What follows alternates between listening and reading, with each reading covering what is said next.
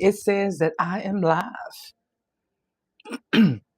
All we have to do is just give it a couple of minutes or a couple of seconds and see if I am. If you coming on in the room, say hello so I can know that you are in here. There we go, honey. I see myself. Happy Sunday, happy Sunday, happy Sunday. Today is August the 9th. Yeah, so listen, this is the 8th month. Listen, and yesterday was the 8-8 portal. So it means that, all good things is coming in this month, okay? So if you are like feeling something and you realize that yesterday was like, you know what, I feel some kind of way, all things are coming good to you. And so the 8-8 portal is you have to open up and be willing to accept all the things that's coming for you, right? The things that you pray for and ask the universe for. Okay, come on in here. Listen, happy Sunday, you guys. If this is your first time here, hello and welcome. I am Yashika, also known as Fairy Godmother Honey, and you are watching Hood Parenting on YouTube. And over here, is where I bring all those life experiences, all those things, because honey, I've lived 7 lives, honey. I've lived 7 lives, okay? And so I bring all these experiences, my education, and honey, if you want to Google me, you can Google me, okay? And just the things that I've been through to help you make better decisions, informed decisions, right? Because see, when I was coming up, all we had was the Dewey Decimal System, honey. The Dewey Decimal System at the library. Okay, that's all we had. And we had Saturday cartoon specials, conjunction, junction, what's your function? We learned things by I'm just a bill sitting up on Capitol Hill. That's all we had. Okay. We didn't have all this Google. And listen, I'm okay with that. We didn't have all this Google. So what I'm saying is no matter how much you Google, no matter how many books you read, sometimes it's always good to know somebody that can tell you firsthand, right? Let you know the feelings and how they felt and what they went through in those experiences so that you can make a better decision. Because see, a book can illustrate to you, but if you're not connected with that author in any kind of way or that story or any kind of way, then you're not going to really hear what they say. But when it's authentic and you got somebody that's like, you know what, I'll rock with her. And so listen, by the end of this live, this is Hood Parenting Live, okay, on Sundays. And so by the end of this live, if you are not subscribed to this channel, maybe you would be like, you know what? I like it over there, over in the neighborhood, okay? And if you wonder why I'm called Hood Parent Honey, go back a little bit, okay? So you can say, you know what? I like it over there in the neighborhood. So if you do, go ahead and subscribe and turn on your notifications. So when we have a neighborhood block party, honey, you will know. When we have a neighborhood party, it might be on your block, okay? We're going to have a neighborhood party, okay? All I'm saying is get yourself some real estate, get your house, plant yourself right there, subscribe. Because listen, another thing, can we give it up that your girl has finally hit the 1,000 threshold on YouTube? Listen, that deserves a cheer, okay? When I tell you that deserves a cheer, and I'm excited about it because it is something that I've gotten over. In other words, it was a goal, okay, 1,000, because you cannot be monetized on YouTube until you hit 1,000. However, you still need other requirements. And so even if you have the other requirements, if you don't have 1,000 subscribers, then you won't get monetized, and then vice versa. You have to have one and then another.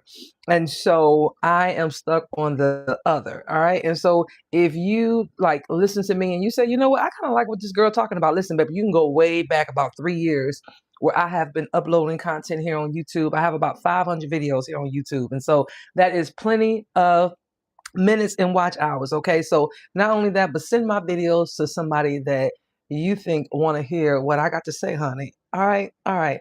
Listen, today we are keeping up with Wellness Month. All right. Y'all know that the month of August is National Wellness Month. And so last week, I introduced it by it being the first Sunday of August.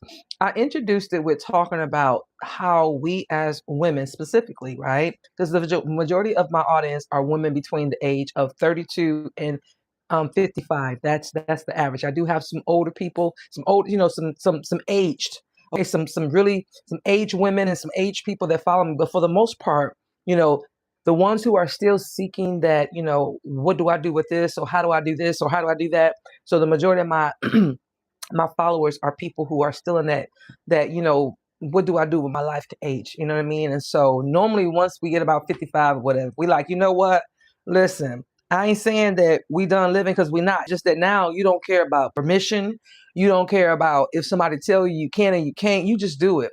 You don't care if it doesn't make sense to anybody else. Once you get to a certain age, 55, I'm assuming, or even your 50s, because I know I don't care. Okay, but I'm told that when you get about 60, it's even more so you don't care. Okay, so the reason why I say my audience is more the 30s and 40s is because those are the ones who are still trying to figure things out. Those are the ones who are saying, okay, how do I get from here to there, right? How do I get myself from here to there? Because see, we've seen a lot of our older generations, our parents, our grandparents, and you seeing them chase after what we call the American dream. Okay, now here's the thing. The American dream looks different for everyone, but however, it's still the American dream, right? And when you think about the American dream, you think about having more money. You're thinking about having, a partner, whether, no matter what that looks like, having a couple of kids, maybe not. And then you're talking about having a dog with the picket white fence in the house. That's the American dream that they showed us when I was a kid. And so now I think the idea of American dream, it's not so American anymore, and it's not a dream. People are either living it, they're striving for it, or they're saying, you know what, it's not obtainable, right? Because these are the standards of everybody else. And so anyway, this is what Wellness Month is about, right? And this is what this channel is about, right? And so Wellness Month also really allows me to hone into those parts of us that we don't do. And so last week we talked about giving ourselves permission to see about ourselves, right? Because a lot of us, especially women, here's the thing, okay? I'm not telling you that men don't do it, because I know they do when it comes to taking care of things. But historically speaking, because of the way we're made, women tend to be the more nurturers, okay? And so because we are the nurturers, we tend to take care of everybody else rather than ourselves. We tend to put ourselves at the very, very bottom and say, you know what? I'll be okay. As long as they're good, I'm good. It's like our happiness, our life, the things that we want is all striving on somebody else. I've even heard people say, well, everything I do is for my child. Yeah, but you benefit too. And so I don't want people. So, because here's the thing, when that child's an adult, or whatever, or that child goes off and get married or whatever, you still have to figure out what are you going to do for you, right? And so you can't never say, I'm doing this for another person. It has to always be for you, no matter what it is, whether it's career, relationship, whether it's, you know, um, um, you know, just whatever, right? Trying to do that next thing. It has to be for you. I've even heard people say they stay in marriages for the kid. No, you stay in a marriage because you don't want to do the uncomfortable and have those conversations, like all the things that come with getting a divorce. But people will say, I did it for the kids. No, you wanted things to be easier, because see, the kids already know what's going on. Trust me, I know, honey. I've been married and divorced twice. Okay. Okay. The kids know what's going on, but we don't want to sit with the uncomfortableness. So today we are talking about your body keeps receipts. So even when you don't do the things that you're supposed to do, your body keeps receipts. And so what made me really want to talk about this is the other day I was out and about, and I had this happen before. Now, let me give you a caveat, because I don't want anybody coming in the comments and saying, well, yeah, she could this and the third, or fairy godmother. Listen, I am 5'7". All right. I'm just going to give you, because people relate wellness and health and things like that to weight. Okay. I am 5'7". My weight since the time that I was 18 years of age has ranged between 175 and 185. If I go under 175, that means that I am doing something drastic, like Dr. Atkins or no carbs or something like that. Okay. If I go under 175. So if I get to 162, I've done some stuff, some crazy stuff. And whatever I've done, I can't reach to maintain it. So eventually I'm going to go back up to 175. Okay. Just that simple. I am now 53. I have been the same weight since I was 18. Now, I will go up to 185, depending on what's going on. My body fluctuates, whatever. but it won't go past that. So I'm blessed. Okay, now that we've put that caveat there, one of the things that I did not know when I was young was that this was going to be my body forever. I didn't know that. So I had it in my mind that I have to work out in order to achieve a certain weight, a certain goal. Because in my mind, that meant health, that meant fitness, that meant you were this. Now, anybody that know me know, listen, you can, like I said, you could. I've ran many miles. I've ran many of races. I've got trophies. I've got medals. I've got all kind of things. I used to run for the Army. So I've done my thing. Then on top of that, I used to be a power lifter. So I'm very strong. Okay. Now, I say all this to say that the other day I was out and about, and there was this lady that said to me, I should go work out with you because she could tell from my shoulders and my arms that I lift and I'm whatever. And so I immediately told her where I work out at, how many days a week, and when she can find me there. And I even instructed her that that particular gym allows you to bring people in, and they even have specials and whatever, whatever, whatever. And so I say this because I hear this often. I hear this often from women in my generation, the ones that are civilians or I don't because I don't really know a lot of like a lot of military women that have retired. Like we all just kind of go off on our own little world, right? We see each other on Facebook, but that's about it. But as far as their normal health routines, most of them that I know, they still continue on with certain regimes when it comes to health, eating right, keeping up with their doctor's appointments, so on and so forth. However, I believe that that is something that we have mastered because the military has trained us that no matter what, we can't afford to find an excuse. Okay. So here's the thing, I'm retired. I have been retired for 10 years. So I can think of every excuse why I don't have to go out and work out because I don't need to. Why? For what? I'm retired, right? That's the dumb stuff. I'm retired. But what I'm noticing is that a lot of the women that I encounter, we're not taking care of ourselves like we're supposed to. And I don't just mean, you're not taking care of yourself, in terms of feeding yourself and making sure you're good before you take. I mean everything. You guys are not making your dentist appointments. You're not making your health appointments. You're not working out regularly. You're not eating properly. You're not taking care of your skin. You're not. I'm telling you what I see. I'm telling you what I see. And the reason why I know that this is to be true, because I'll hear women say, it's hard for me to stay on a routine. And a lot of times we get thrown off of routines because something happened or we get lazy. But again, something happened. So when we throw off a routine and it's because we lazy, what we're saying is that we broke a promise to ourselves. And so the more and more we start breaking promises to ourselves, the more and more our body keeps tab. And what I mean by that is when you tell yourself that you're going to do this and you don't do it, your body remembers that it can't trust what you said it was going to do. And so therefore it responds because now you over here saying, dang, I said I was going to go to the gym today, but I didn't go. But dang it, now my clothes not fitting right. See, if I had it just went to the gym. So now you're beating yourself up. So your body is keeping receipts, even when you say, well, you know what? I'm all right. I get it off. I'm going to lose this weight. I'm going to lose. You're making a plan down the road instead of you saying, well, I need to take care of this now before it does this or before I fall into this different routine that I want for my life. I want to stop breaking promises to myself. So again, I say to you, even when you don't, like when you say, well, you know what? I'm good. The body knows. Tell y'all another story real quick. And I've told this story before. So a couple of years ago, I was diagnosed with something that they call fibromyalgia.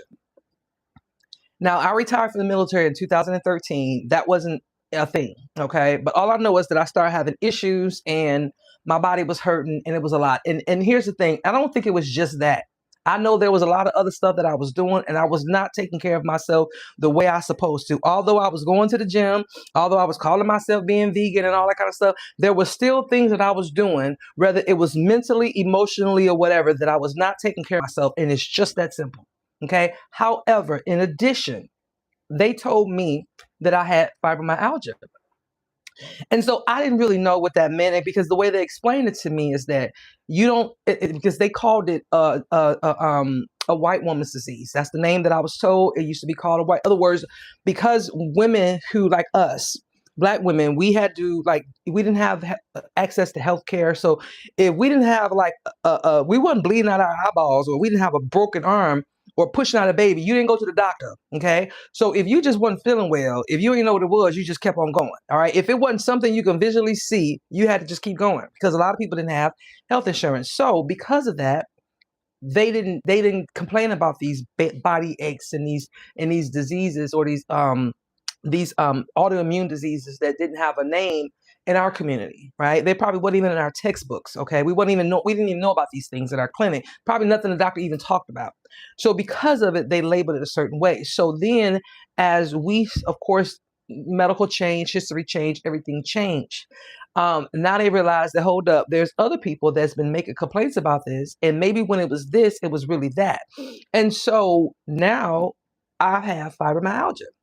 But of course, once they told me that the disease itself was either mental, it was more, they thought it was mental, because you had these suburban housewives who, their husbands was doing this, because this is who was suffering from fibromyalgia, was these suburban housewives and all that, statistically speaking, before it became a thing in the minority community, right? So they would, so I say all this to say that when they told me that, I didn't accept it. Well, if it's more mental, then don't worry about it. I got it. I'm strong. I'm strong, because if you're telling me it's mental and I can think my way out of this because it's more mental than anything, then let me get you start thinking. Okay. Because in my mind, in my mind, once I set my mind to do something, I'm going to do it. It's just that simple. Now, could I be delusional? I don't know. I don't know, because it's never been anything that I haven't set my mind to that I haven't achieved. Even because here's the thing, I haven't stopped living. So I still have time to achieve it. Although you don't see it yet, it's still coming, right? Delay does not mean denied. Okay. So I firmly believe that. So with that being said, I thought that I can will my way out of fibromyalgia. Because again, the body keeps receipts. Until one day I'm coming home. It was a lot going on that day. My son had junior prom. I remember specifically, my young son had junior prom. And so I'm doing the things in the house. So the year was like 2000, and I retired in 16. So this had to be 17, 18. So I was still in that, who am I? What am I doing? Let me figure it out, because I'm the captain of the ship, and the ship can't go down. Okay. I retired as an Army captain, but I'm the captain of the ship. And if the captain go down, then the ship go down. So I'm doing it. So this day I had a lot going on. The week was a lot. I mean, it was just a lot in general. I had my daughter. Y'all know how I got my daughter. So I'm still in denial about this. All right. This was pre-COVID. All right. This is pre-COVID. So I'm still just like, what am I doing? What am I doing? What am I doing? All these things are new to me. So one day my son, he had junior prom. I got my car cleaned up for him that day, the whole 9 yards. I dropped him off. So after the junior prom, he wanted to go off to get something to eat. I picked him up, took him to the next location. Once I'm coming home, I turned down my block. I'm only a few houses down on the block. As soon as I make the left turn to come down my block, somehow, some way, for a second, because that's all it took was a second, I passed out. In this time, I was maybe 44, 45, I can't remember. But in that point in my life, I had never, ever, ever passed out in any kind of way. So I didn't know what it was. I didn't even know what happened. All I know is when I made the left, I kept turning.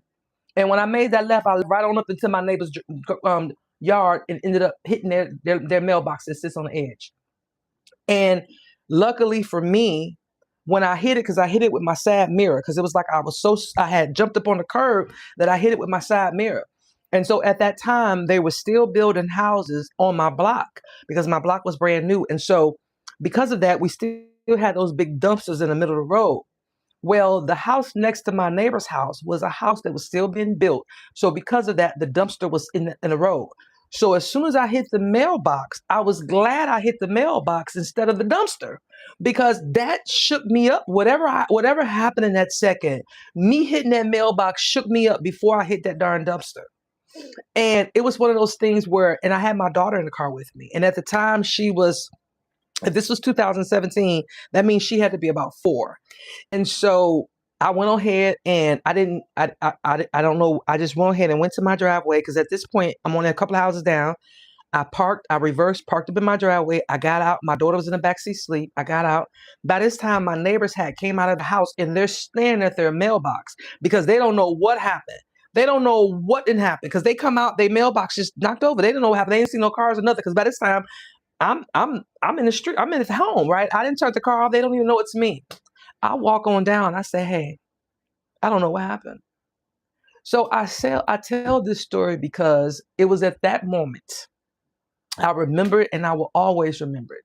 It was at that moment that I said, okay, girl, you got fibromyalgia because my body was so tired because I had been running and I had been doing the things and I had been doing all these things to try to get to where I'm at now in terms of my personal business, my entrepreneur journey, whatever, because I'm thinking to myself, I got to, because I thought that the harder I worked, the quicker it'll come. Because I understand that there were so many things I had to go through first, or there were so many things that I had to take care of before I can get to where I can say, okay, now I know where I'm supposed to be at, right? Because I didn't go through that. Because it was like, I always had this thing, as long if I'm not moving, I'm not doing anything. But like I said in the beginning, when we do this, even when we say we're not gonna, I'm strong, I'm this or whatever, our body still keeps receipts. And so from that point on, I had to do whatever I needed to do to say, okay, doc, all right, you didn't tell me I got fibromyalgia. Okay, now what do I do about this? Okay. How do I do it? What do I do? What do I do? So it literally started, okay, don't do this. I got to do this. So then it became, my weight started to fluctuate because they put me on different medications. So what I'm saying to you is that I had to figure out, okay, how do I be okay? Because I was not putting me first because there was so many things that was going on that I ignored everything that the doctor said. And I find myself to be lucky. When I tell you I am blessed, because that's all that happened to you, girl. When you was around here trying to be superhero, don't want no, do you don't want to fall because you decided to exit the military. Okay, girl, but did you really have a plan? And so it's like, yeah, because I want to be more. And it's like, okay, but this is scary. And so I was going through it, and of course, the body was keeping receipts of all the things that I was doing because I knew that if I failed, then we all was going back to Detroit, hood parenting, Detroit. That's why I couldn't do it. And so that's why I tell you, if you don't take care of yourself and put yourself first, your body will keep the receipts. And when it does cash in on every receipt or show you, what you done did, the sacrifices you done made and what you done paid for this, sometimes it don't play in our favor. Okay. And I can say this at 53, also, my body is not as what it used to be. Right. And here's the thing, we have to also keep in mind when we're doing things, the ego of it all. Because we'll be doing things or we want to do things because we're trying to achieve this goal. We're trying to achieve that goal. We want to get our 100 steps in because we want to lose weight. Because see, being well, or should I say, being wellness, taking care of yourself, it's not just about diet, right? It's about the other things too, like not put unnecessary stress on yourself. Okay, so what, you didn't get your 10,000 steps in today, all right, tomorrow I'll get in 15,000 steps or whatever, because we're not looking for perfection. What we're doing is trying to figure out, who am I and what is it that I'm trying to achieve here? Because now we got to give ourselves grace. Now if you just being lazy, be honest with yourself. But at the same time, your body will keep receipts. So when it comes to us taking care of ourselves, we have to be mind, body, and soul. Because we can look as good as we want. We can keep our skin together. I see a lot of people, especially when I was becoming a coach, as I was going through that area of becoming a coach, and I was mixing with going on trips, and I'm meeting these people, these different masterminds and things like that. Physical fitness, healthy eating, wellness, like mental. For some people, the mental was there because you had therapists and you had counselors and things like that. But for the most part, when it came to getting out, when it came to, prioritizing yourself, prioritizing wellness and fitness and all those things and getting centered and keeping up with ourselves, people weren't doing that. And you could tell they weren't doing it. You could look at them and tell they weren't doing it because, again, the body keeps receipts. If you're doing things to yourself that's not good for you, it will show eventually. If you're not taking care of yourself the way you're supposed to, it will show eventually. right? It will come out in other areas in your life, your skin, your weight, your health. You having to take this medication, take that medication. Why? Because you trying to chase the bag, you trying to make sure your kids have, or you trying to make sure the family has, or you're trying to do all these things, and you're not taking care of yourself because you are in denial about it all. Because in some way we decided that we can do all things. We can do all things, and if we work hard, right? Somehow we believe that we work hard. If we just work hard, even if we on the same hamster wheel, we moving. It don't matter where we going, we just moving. Just do something. We feel that if we're working hard, then we're getting towards the goal. But no, because if you are burnt out here and everywhere else, and you can barely make it up the steps to a meeting, or better yet, you can't function because you have a hard time doing certain things. I've seen this. So what I'm saying to us is that although we're doing all these things, we have to take care of ourselves along the way. Because y'all remember Big Mama and them, they put everybody before themselves, and then y'all see how that turned out for them. Big Mama and them was older than we thought they was. They was excuse me, they was younger than we thought they were. Right? We thought they were old. They weren't. But a lot of them had the sugar. Why? Because they wasn't eating right. They wasn't exercising. They was too busy taking care of this, holding this down, taking care of the family, taking care of anybody else, because we thought that we supposed to sacrifice ourselves. And if we're not sacrificing ourselves, then we're not doing enough. We're not good moms. We're not good people. We're not good stewards. We're not good helpmates to the man. If we're taking care of ourselves, we're being selfish, because that's what the world wants us to believe. But I'm here to tell you, honey, if you don't, your body keeps receipts, and it comes out in all kind of ways, right? Same thing with your mental. When you're not taking care of your mental, it comes out in illness. It comes up in diseases and cancers and things like that we can't control. I got a phone call just the other day about a young man that's just been diagnosed with stage 4 cancer. And this young man is somebody that's important to somebody in my life. And I'm not going to go into the details, but just like that, just like that. There wasn't no 1, 2, 3. He went straight to 4. Now, it's not saying that he can't beat it, because he can. But it's just the idea. This is a young man. This is a young man. He's still debating between this and that and this and the third, and starting a family and doing this and what? So what I'm saying is that we don't have time to be sitting here harboring things, wasting time. We have to take care of what we got to take care of, and we have to do it, and we have to put ourselves first. We have to prioritize ourselves, because if we're not good, I promise you, ain't nobody else gonna be good. I'm not one of them mothers. I used to hear mothers say, well, I had to buy something for my kids, so I couldn't buy nothing. Well, how did that work out for you as a mother? And I'm not judging. I'm not judging nobody. All I'm saying is that eventually, when you keep doing that, you keep telling yourself you're not deserving of certain things. And so the body, the mind, starts to believe certain things. So you start receiving hand-me-downs. And when I say hand-me-downs, things that you know that you shouldn't accept, you accept it, because why? You keep feeling like you haven't earned certain things. I haven't achieved certain things. The body keeps count. The body keeps receipts even when you want to forget about it. You have to make yourself a priority. And it's just not about, okay, I got my 10,000 steps in. Have you meditated? Have you journaled? When is the last time you sat down and talked to God?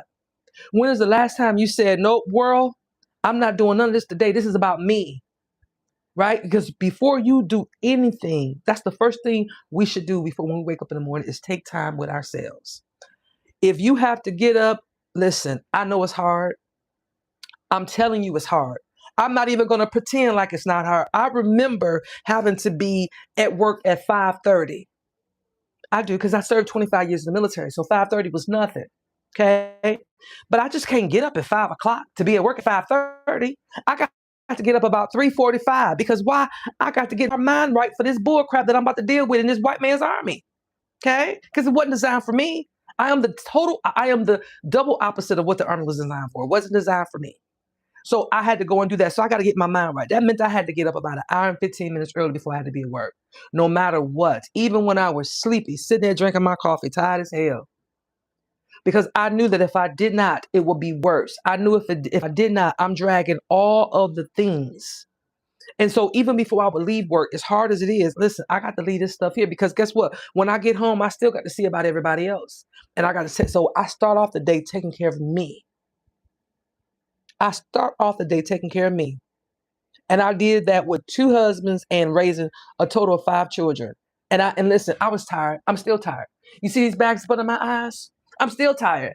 You could never make up sleep that you've lost. There's no such thing as making up sleep. Once you lose that time that you lost that sleep, you can't make it up. I don't care if you sleep for 10 hours tomorrow, you still can't get them 20 hours you missed last week because the body is not the same as it was last week, right? Them 20 hours you missed last week has cost you something. A cell, a brain, a pound, I don't know, but it's cost you something, right? So you're not the same person. So you can't make it up. You can make up money, you can make up time at work, you can make up miles, you can make up all kind of things. You can make up something you've done to somebody, but you cannot make up time. Once it's gone, honey. Once you miss that sleep, you done missed it. Okay? So listen, as I'm going on and I'm talking about these things, right? I want you to think about it from this perspective, okay? We as parents, as leaders in our community, leaders in our households, okay? How do we model to our children what it looks like to take care of ourselves when they see that we're running around here looking raggedy? Some of us look like we ain't took showers in months. Some of us look like we ain't got our hair done. And listen, get your simple ponytail tied on up there. That's all you got to do. But what I'm saying to you is because you are trying to take care of everybody else because in your mind, you've convinced yourself that taking care of you is being selfish and you're not worthy. And I'm here to tell you, I need you to get rid of that. Because if not, the body is going to let you know because it keeps receipts. And so that life you want is on the other side of you taking care of yourself first. Because when you feel good, baby, trust me, everything falls into place. When you show up to anywhere and you looking good and your outfit is slim, your hair is slim, your skin is glowing, baby, everybody know you in the room. And that makes you feel good alone because why? They can see that you've taken time in for yourself. Honey, I know when I see a woman that takes time for herself and a man, right? Because those people walk different. Those people walk with their shoulders up. Those people let you know, listen, I ain't studying you. I got my own stuff going on over here. Hey, beautiful, I can still compliment you and keep going. Why? Because I am comfortable. I'm confident because I pour into myself. I remember, I'm going to say this before I go. I remember one time I was at a conference and we were talking about relationships. A group of women were talking about relationships and one woman said something to me. And I said, well, one of the things that this happened, hold up. First of all, I know that they're going to do this because I'm pretty. Is what I said. The woman said, well, that's mighty confident of you to say you're pretty. Well, what am I supposed to do? Wait on somebody else to tell me? Am I supposed to wait on somebody else to tell me I'm pretty? I want to know. Somebody put that down in the chat room. Put that down in the chat. Am I supposed to wait on somebody else to tell me I'm pretty? And if so, who is that person? Mm-hmm. Mm-hmm. So if I don't tell me I'm pretty, who gonna tell me I'm pretty? Because see, I don't get my validation from everybody else. It's what I pour into myself because I know that I am showing up authentically myself in my best, right? I don't care what, listen, in my best. We all have problems. This life is not linear. It's not, honey. You could be okay like this and tomorrow you be down here. Life is not like this. We all have our days. But what I am saying is that one day, 2 days, 3 days, we get that. But you gotta, if you can look up, you can get up. So even on those days when you're like, you know what, I got to pull it together. Listen, start with taking yourself a nice hot bath after you meditated and journal and pray to God, right? And then you start pouring into yourself. Do not wait on anybody else to do it. Because I'm telling you, it's not going to come. Waiting on someone to give you. Now, here's the thing, like I've said before, it's a beautiful thing when you have a partner that can give you things that you desire and need in your life to make you feel whole. Listen, to make you feel special. I'm not even going to say whole because you're whole without that person, but make you feel special. Listen, I love that for you. But at the end of the day, you have to still be the one to take care of yourself because nobody's going to do it like you. So if you out here being raggedy and you look in the mirror and you don't see what you want to see, all you see is the grays and you see the wrinkles and you see the tiredness and you see the stress and you see the illnesses and you see what you've been through, then it's time for you to do something different. Because you should wake up in the morning every day. Listen, like, look, world, here I come. What you got for me? Because I know I do. And I cannot express it enough. I do. I wake up every day like that. Why? Because I know I'm going to pour into me. And pouring into me means that I'm going to take care of everybody that I love. Because when I pour into me and I let my coat overflow, I'm giving them all of that extra, honey, because I know it's been prayed over. It's been doggone, listen, it didn't curate it. Listen, I didn't turn to the God. I turned to God. I didn't turn to like everything. Listen, I didn't meditate on it. I didn't journal on it. I didn't walk on the grass with my feet, honey. I didn't did all the things that I know I need to do. So when it comes to my overflow, I know my overflow is coming from a good place. And I can give it to my kids.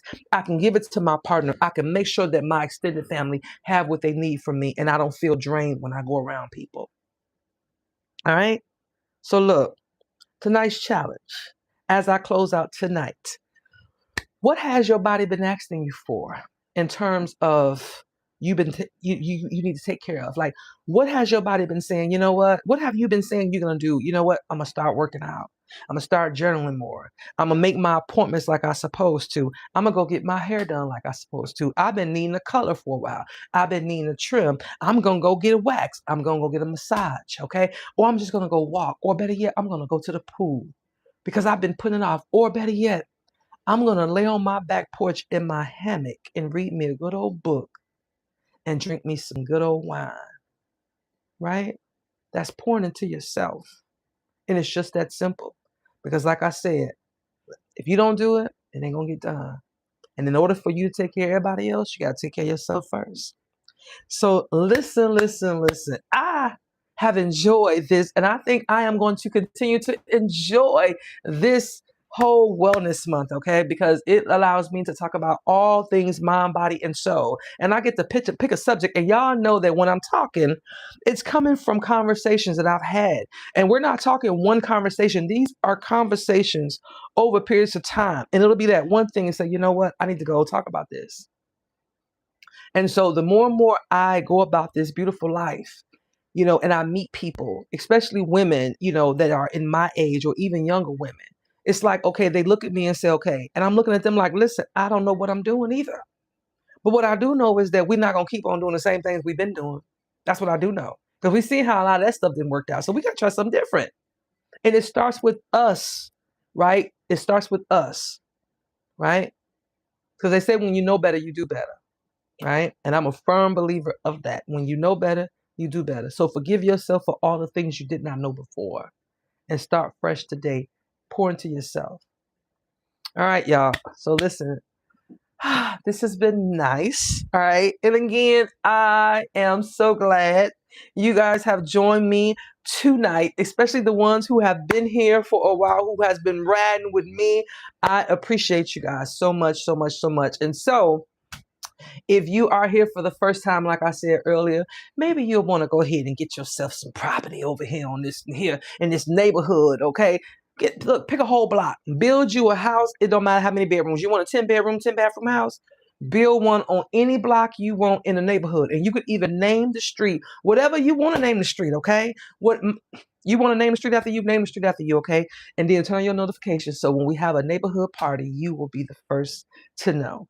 All right, you guys, when I speak because God gives me a message to give to you because I know it's not just for me. All right, so I don't know who this is for, but I know it's for somebody because why? They told me to tell y'all. They told me to tell y'all. So I'll talk to you guys in the next video. Bye.